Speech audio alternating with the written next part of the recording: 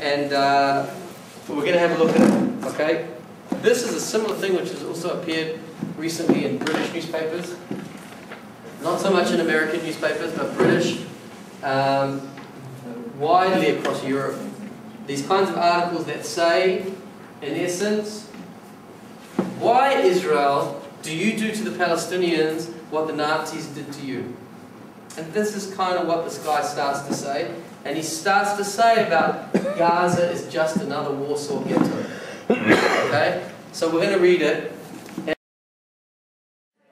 One second. What did you say? This kind of thing, like writing their opinion as a fact file, is like a clever tactic used by the media today to get people to believe in their argument. Right. He is an op-ed writer. He doesn't need to present the news. He needs to present his opinion. The problem is that there are people in New Zealand and around the world who read this article. They love Matt McCartan because he doesn't always write about Israel. He writes about whatever he wants. So they read his article every morning, every Tuesday morning, or whenever it comes out. It's the same in England. It's the same all around the world. There are famous writers, people who people like to read. And when people are researching and looking up the issues, they're bound to come across an article like this. There's all the keywords for Google spiders, web spiders, whatever they're called. All right, let's read on.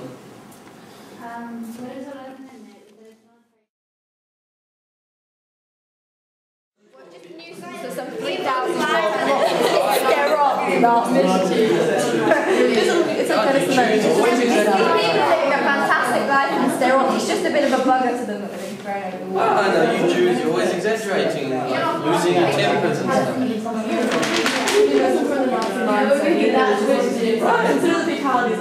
Right, seeing as all Jews are Nazis, you deserve this. We built replica Auschwitz camps.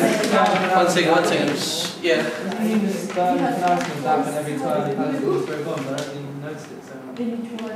Well, the world does condemn Hamas a little bit, and the fact that we're able to... Well, they don't do very much about it, and they still give Hamas, and not Hamas, but they still give the Palestinian Authority loads of money. What do you say? Keeps using that mains. I read this article, he read it up to him, he mentioned it 3 times. Well, he's making a point. Well, stop it.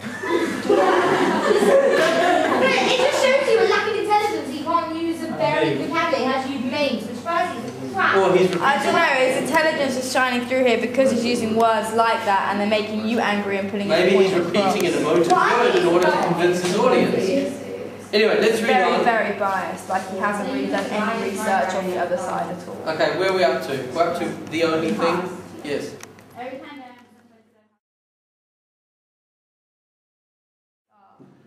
without thinking, like, you're writing this, almost helping them promote their terrorism.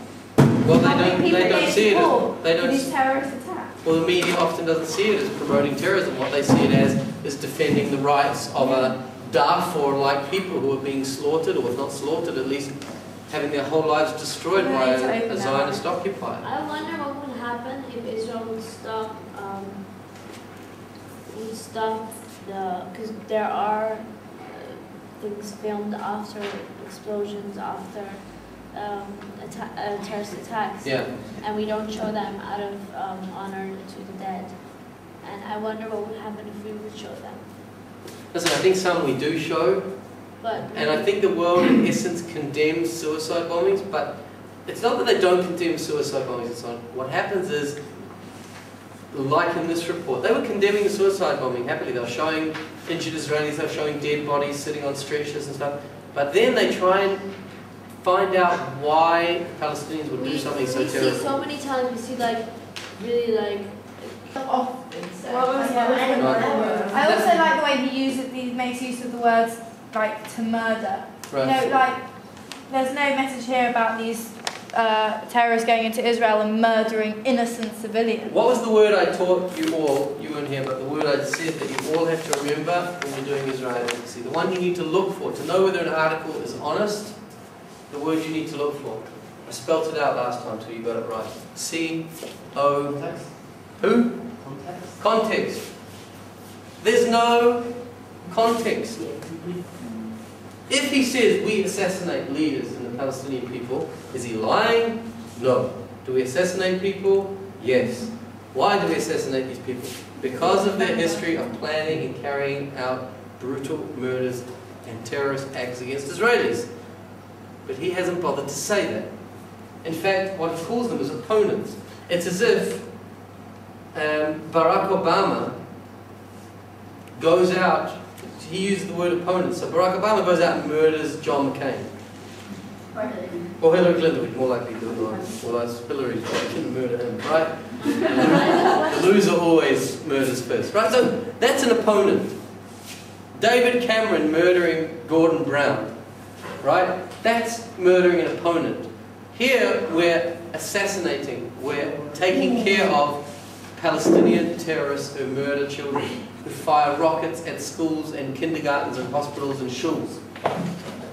There's a difference. It appears that he not only misses that point, but he misses the point further that Israel is not a Nazi regime, that we don't take women and children, line them up against a wall and shoot them, that there are no trains leading to concentration camps. What there is an Israeli attempt to defend its country, and Zell.